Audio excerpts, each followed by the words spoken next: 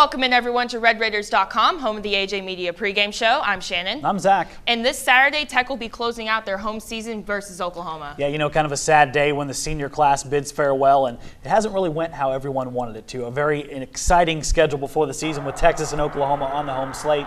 But hey, nonetheless, it's senior day. You still got a chance to get a very good win over a good Oklahoma football team. Now let's answer the question on everybody's minds. Who will play quarterback for these teams? Yeah, it's kind of weird that you have to say these teams as in plural because we don't know who's going to play quarterback for Texas Tech or Oklahoma. That makes Las Vegas nervous, Shannon. They won't even put the game on the books at this point, but I'm going to give them my best guess right now. We'll start with Texas Tech. I'm going to go with Davis Webb. We've seen him walking off the practice field this week.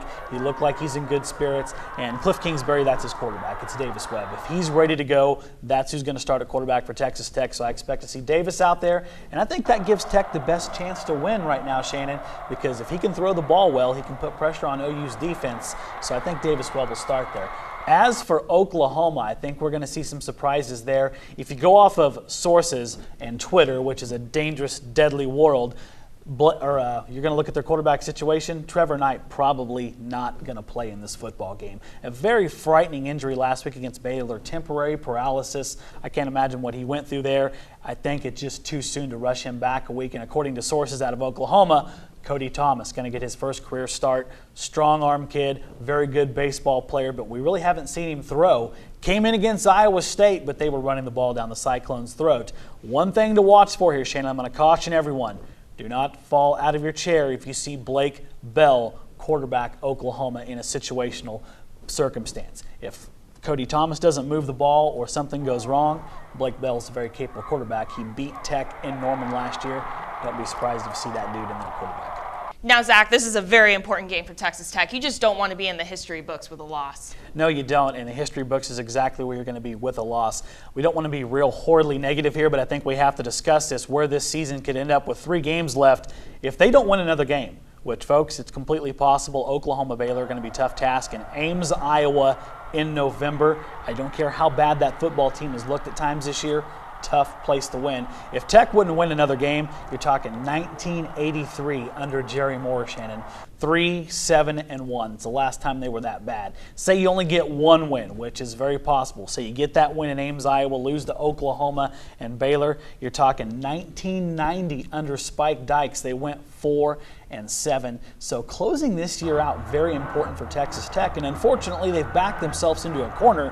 One loss and they're done. There's no postseason, no bowl. And if that happens, you're talking about only the second time in 14 years that Texas Tech has not went to a bowl game or been bowl eligible. Of course, the last time coming under everyone's favorite coach, Tommy Tuberville, when they went 5-7. And right now, I think they'd be thankful to go 5-7 and get a win against 2 out of these last 3. But very important to close out this season on a good note.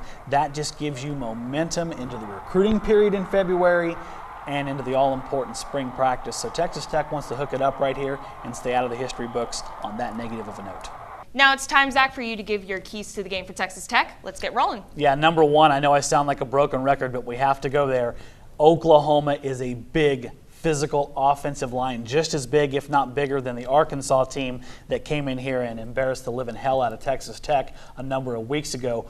Big physical running backs. You're going to have to limit that rushing attack. Sam J. Pirine, Alex Ross, Keith Ford, all very capable big backs. It's hard to believe that Pirine is a freshman.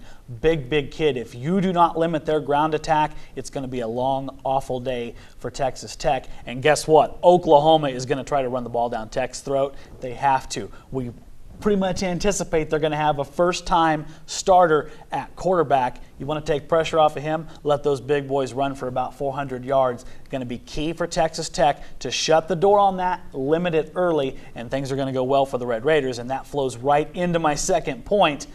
Pressure the young quarterback for Oklahoma. Trevor Knight is a good quarterback. He can hurt you with his feet. If he is not playing in this game, which is what we anticipate, Cody Thomas, you just don't know a lot about him. I don't think he's as lethal on his feet as what you would get out of Trevor Knight.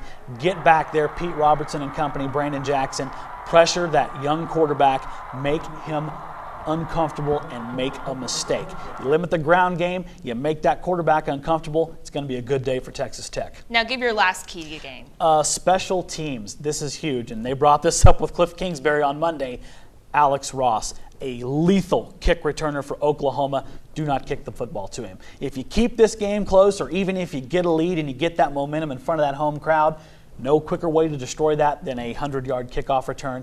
That's the type of weapon Alex Ross is, and Cliff basically said they are not going to kick the football to him. Keep that away from him. Don't let this game get decided on something stupid like a kickoff return for a touchdown. Now it's time for us to pick the game, and Zach, I'm about to upset the crowd here. Not surprised by this. I'm actually going to pick Oklahoma to win 41-24. I just think that they're going to run the ball consistently, and Tech's not going to be able to recover. That's going to be the key to the game, is if you can limit Oklahoma's run game. For me, it comes down to this. Things are not well in the land of the Sooners. They got owned by Baylor last week. Fans are upset. Media are upset. This is just not what they expect out of Sooner football. They have 3 losses, which is a ton for Oklahoma. Their quarterback is reportedly out. It's just a rough time of the season, and to make it worse, you have to come to Lubbock, Texas, where Oklahoma does not play well. 1 win in recent history. That is it. This crowd gets under their skin. The football team gets under their skin. This is a ripe situation for Texas Tech to pull an upset and really turn around their season. However, I just don't see that happening. The running game, way too physical for Oklahoma. I just don't think Tech can keep them quiet for 4 quarters. And I don't know what shape Tech's going to be in quarterback-wise, Shannon. How sharp Davis Webb will be if he is in the start. I look for Sam J.P. Running Company to run for a lot of yards. I'm going to take Oklahoma in this one, 38-27. Just too much physicality up front. And I hope we're wrong about this game. And of course, we will find out on Saturday. And we will have full coverage of that game on RedRaiders.com and LubbockOnline.com. But for now, we'll bid you farewell. I'm Shannon. I'm Zach. And you're on RedRaiders.com.